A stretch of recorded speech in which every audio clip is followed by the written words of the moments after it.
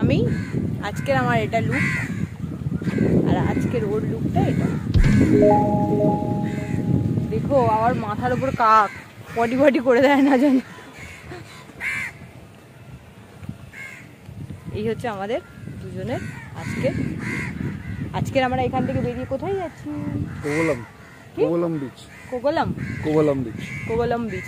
পরপর আমার ভিডিওগুলো তোমরা দেখতে থাকো, যারা কেরালায় আসার প্ল্যান আছে তোমরা পরপর বুঝতে পেরে যাবে কোনটা থেকে কোনটাতে আসবে। প্রথমে আমি যেখানে ছিলাম কোচি, মুন্নার, পরপর কিন্তু আমি ভিডিওগুলোকে আপলোড করছি। সো পুরো স্কিপ না করে পুরো ভিডিওটা কিন্তু তোমাদেরকে দেখতে হবে আর কি। যাদের নেক্সট ইয়ারে বা আপকামিং যাদের কেরালায় আসার প্ল্যান আছে, তো আমার এই ভিডিও দেখলে তোমরা বুঝে যাবে। আমাকে অনেকেই কিন্তু মেসেজ করছে বা আমাকে ফেসবুকেও জানাচ্ছে যে তুমি কেরালাতে গেছো, একটুখানি শেয়ার করো সব কিছু, পরপর কীভাবে কোথায় কি করছো, আমাদেরও যাওয়ার প্ল্যান আছে। তো তাদের উদ্দেশ্যেও বলছি যে আমার ভিডিওটা দেখতে থাকো, দেখতে থাকলে বুঝতে পারবে যে কোথা থেকে কিভাবে আমরা যাচ্ছি, তো তোমাদের অনেকটা সুবিধা হবে আর কি। তো বাই।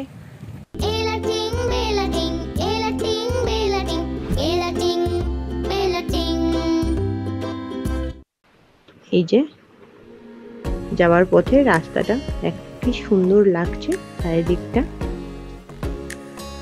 বেড়াতে গেলে পরিবেশটাই একটু আলাদা হয়ে যায়, মাইন্ডটা ফ্রেশ হয়ে যায়, কি ভালো লাগছে। দেখো রোডটা, কোবালাম যাবার পথে এই রোডটা। আমরা চলে এসেছি কোবালাম, এই যে অরিজিৎ চলে এসেছি কোবালাম, আর আমরা বারখালাম ব্রিজেও চলে এসেছি, ব্রিজের সাইডে। ব্রিজটা তোমাদেরকে দেখাচ্ছি, কত সুন্দর দেখো জায়গাটা, দেখাচ্ছি বারখালাম ব্রিজ।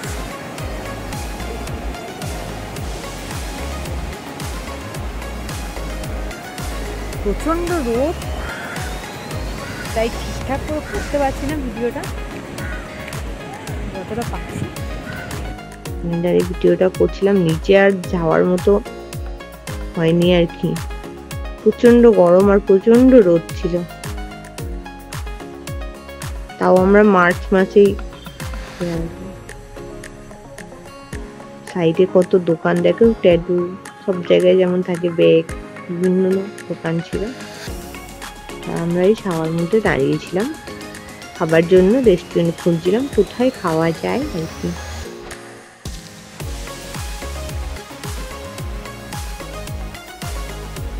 দেখো চারিদিকটা,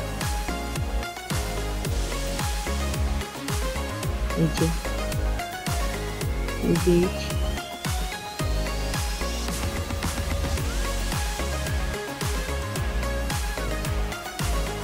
ওকে ডাকছে।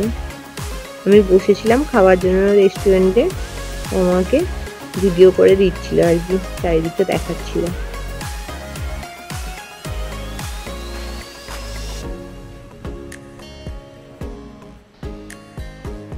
ব্রিজটা দেখো এখান থেকে,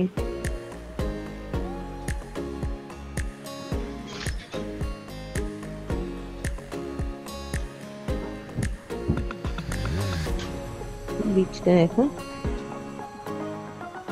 এবার আমরা একটু খাওয়া দাওয়ার পর ভিডিও করছিলাম আমি, আর অরিজিৎ আমাকে করে দিচ্ছিল ভিডিও। আমি একটু ভিডিও করছিলাম আর ফটোশুট করছিলাম আর কি। কিন্তু প্রচন্ড রোদ ছিল, তার জন্য বেশি ঠিক করে পাচ্ছিলাম না, ফটোশুট করছিলাম সবাই মিলে। এত রোদ ছিল যেটা আমরা সবাই মিলে ঠিক পেরে উঠছিলাম না আর কি। দেখো কি সুন্দর লাগছে পরিবেশটা।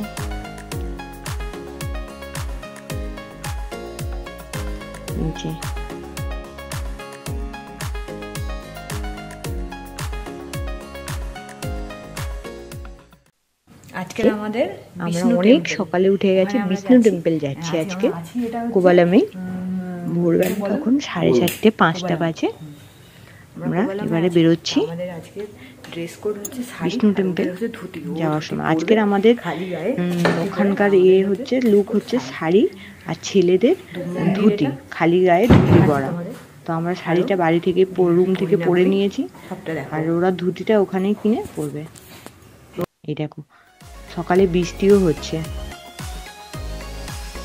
আমরা যাচ্ছি, যাওয়ার পথে রোড, এখানে বৃষ্টিও পাচ্ছিলাম সকালবেলা।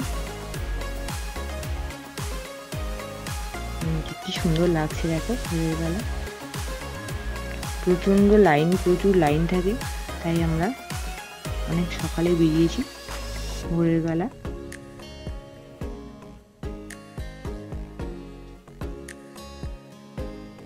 কি সুন্দর মন্দিরের চারিদিকটা সাজিয়েছে দেখো, মন্দিরে যাওয়ার পথেই এগুলো পড়েছিল, লাল ডাব দিয়ে ফুল দিয়ে সাজানো। এই যে মন্দির দেখতে, এখানকার সব মন্দিরই একই রকম টাইপের, বাইরেরটা দেখতেই লাগে আর কি।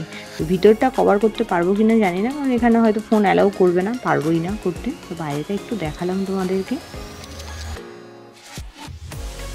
আমরা যাবো, মেয়েদের মাথায় ফুল দেওয়া আর ছেলেদের খালি গায়ে ধুতি পরা, এখানে এটাই করে মন্দিরে প্রবেশ করতে হয়। অরিজিৎ চলে এসছে ধুতিটাকে এইভাবে পরে।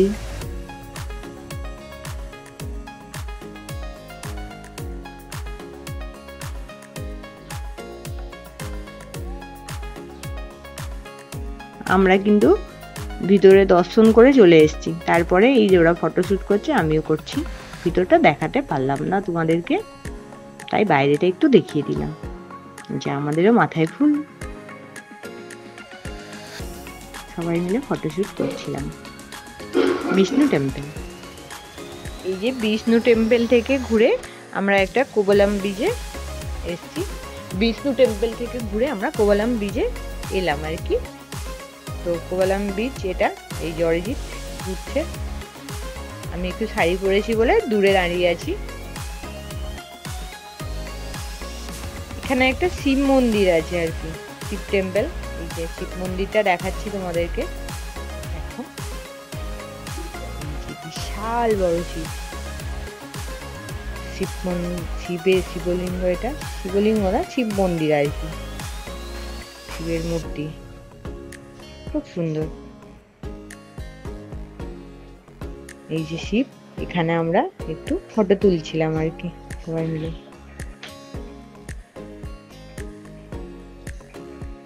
দেখো বিশাল বড়, এটার মন্দিরটার নামটা ঠিক জানি না কি, কিন্তু ওটা যাওয়ার পথেই পড়েছিল আর কি, কোভালাম থেকে যাওয়ার পথেই শিব মন্দিরটা পড়েছিল বিষ্ণু টেম্পল থেকে আসার সময়। তো আজকের এইটুখানি আমাদের ট্যুরটা ছিল। বাই, আবার দেখা হবে নেক্সট এপিসোডে। টাটা।